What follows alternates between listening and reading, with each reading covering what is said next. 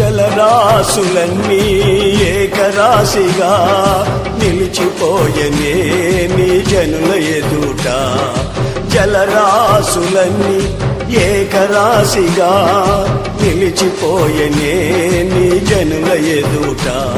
అవి భూకంపాలే అయినా పెను తుఫానులే అయినా, అవి భూకంపాలే అయినా పెను తుఫానులే అయినా, నీ కృపయే శాసించునా అవి అణగిపోవునా.